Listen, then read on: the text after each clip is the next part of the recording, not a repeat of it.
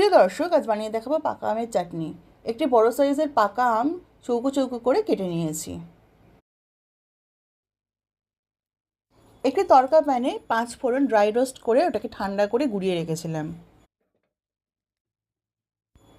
কড়াতে সর্ষের তেল গরম করে ওর মধ্যে একটি শুকনো লঙ্কা ও কিছুটা 5 ফোড়ন দিয়ে 1-2 মিনিট মতো হতে দিতে হবে।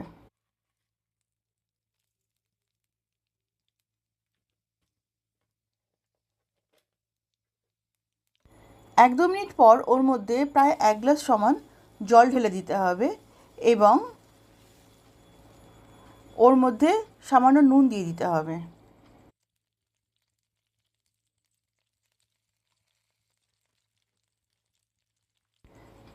তারপর ওটাকে প্রায় 2-3 মিনিট হওয়ার পর ওর মধ্যে ছোট্ট কাপের 1 কাপ মতো চিনি দিয়ে দিতে হবে।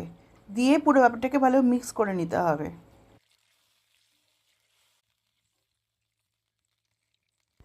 প্রায় মিক্স করে নেওয়া 2-3 মিনিট পর ওর মধ্যে কিছুটা ইয়েলো ফুড কালার দিয়ে দিতে হবে। তারপর যখন ওটা ফুটে উঠবে জলটা, তখন ওর মধ্যে পাকা আমগুলো তুলে দিতে হবে এবং দিয়ে নাড়াচাড়া করে ওকে আরও 4-5 মিনিট হতে দিতে হবে। মাঝে মাঝে ভালো করে নেড়ে নিতে হবে।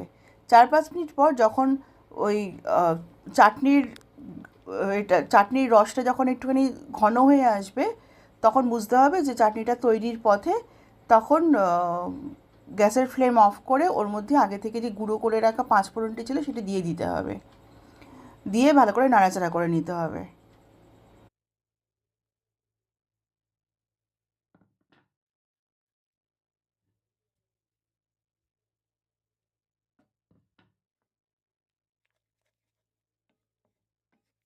এখন আমার পাকা আমের চাটনি একদম রেডি। সার্ভিং বলে সার্ভ করে দেবো।